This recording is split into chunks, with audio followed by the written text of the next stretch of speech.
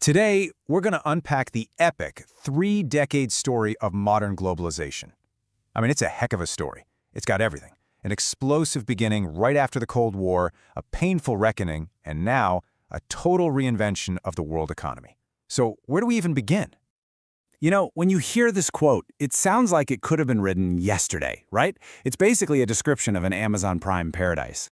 But the crazy part is, the famous economist John Maynard Keynes was writing about the world way back in 1914. He was describing a previous golden age of global connection, an age that, well, ended abruptly and very, very violently. That's a powerful idea to keep in the back of your mind as we go through this. Okay, so let's set the scene. It's the 1990s. The Berlin Wall is rubble, and this incredible wave of optimism is just washing over the entire globe. This was the birth of modern globalization, a time of just explosive growth and this powerful belief that the whole world was becoming one giant, integrated marketplace. To really get a feel for the sheer speed of this change, just look at this number. Back in the late 1980s, this was how much currency was traded every single day, $190 billion. Now that sounds like a huge number, for sure, but trust me, it was just the warm-up act. Because by 1995, just a few years later, that daily number had absolutely skyrocketed to $1.2 trillion. Yeah, trillion with a T. Money was just flying across borders at a speed nobody had ever seen before. It really felt like there were no limits to this new, connected world. So you have to ask, what was the big idea driving all this? Well, the intellectual engine behind it all was this deceptively simple theory from way back in the 19th century called comparative advantage. The core idea isn't that you have to be the absolute best at making something. It's simpler. It's that everyone wins if each country just focuses on what it's relatively good at. You play to your strengths.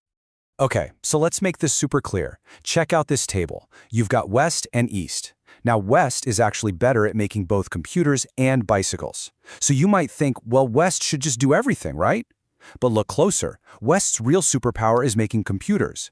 East, on the other hand, is relatively better at making bicycles. So if West goes all in on computers and East focuses on bikes, and then they trade, the total amount of everything goes up. The pie gets bigger for everyone. That was the promise. Trade wasn't a zero-sum game. But, okay, let's pump the brakes for a second. Here's a little reality check. Even back then, at the absolute peak of all this optimism, the idea of a perfectly flat world wasn't quite true. Turns out most investment was still being financed at home. Money wasn't flowing quite as freely as you'd think from the headlines. It was a little hint that maybe the foundations of this new world weren't as solid as they looked. And those little cracks, well, they were about to turn into massive fault lines. This brings us to Act 2, the reckoning. That early, dizzying optimism was about to run headfirst into a series of brutal shocks, and the whole idea of globalization came under serious attack.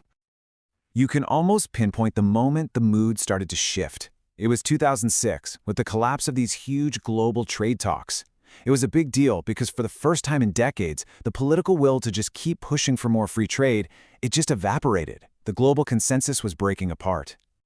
And after that, it felt like the hits just kept on coming. The 2008 financial crisis was a massive body blow. It completely shattered people's faith in that interconnected financial system that had powered the whole boom. And by 2019, all these events gave rise to a new and kind of scary word, deglobalization. And deglobalization is pretty much exactly what it sounds like. For the first time in modern memory, all the things we used to measure globalization, trade, investment, capital flows, they were all going in reverse. Everything that had been going up, up, up was suddenly going down. The world was starting to pull apart. And of course, these economic problems didn't just stay on spreadsheets. They fueled a powerful political backlash. People who felt totally left behind by all these rapid changes started to get very, very loud. And this wasn't just happening in one or two countries. This anger was global. And this is where that parallel from the very beginning becomes really chilling. Remember that vibrant, super-connected world from 1914 that Keynes was talking about? Well, all this talk of deglobalization brought that memory rushing right back. That world, It ended in war. The first great age of globalization didn't just fade away. It was destroyed. And all of a sudden, the idea that our own era of connection could go into a dangerous reverse, well, that started to seem terrifyingly real. And listen, this backlash wasn't just a Western story, not by a long shot. This quote from an unemployed worker in China just shows that the same fears were being felt all over the planet. This is a guy who helped power China's incredible rise, but then as jobs started moving on to even cheaper countries, he got left behind. That anxiety was a truly global thing. So where does all that leave us? Well, it brings us to Act 3, to the new reality that we are living in right now. See, globalization didn't die. It just transformed. It became something slower, more cautious, and way more complicated. Welcome to the age of slowbalization. So what on earth is slowbalization? Basically, it's the idea that the explosive growth period is over. Trade and investment, they aren't expanding faster than the global economy anymore. So the world's still connected, definitely, but the pace has slowed to a crawl. The high-speed train has become a local commuter. And this chart, this picture tells the whole story. Just look at the contrast. You've got that steep, rapid climb during the boom years, and then after the financial crisis, it just flatlines. The engine didn't shut off completely, but it was throttled way, way back. Now, it's really tempting to blame this all on politics and trade wars, and that's part of it, for sure. But there were deeper things going on. The easy wins, like making shipping cheaper, were mostly gone. And big companies started realizing, hey, maybe having our supply chain stretched all the way across the planet has some hidden risks. On top of that, China started making more of its own stuff instead of just assembling parts from other places. And if all that wasn't enough, another layer got added to this, and it's a really big one. The global economy started to fracture along geopolitical lines. We're moving away from that idea of one single system and towards a world of competing economic teams. These numbers just show you how huge this shift has been. At the end of the Cold War, the world's non-democratic nations were a pretty small slice of the global economy. Today, their share of global GDP has more than doubled. Their share of the world's biggest companies has jumped from just 3% to 30%. This isn't a small adjustment, it's a fundamental rebalancing of global power. And this visual just hammers the point home. The autocratic world now makes up over a third of the entire global economy.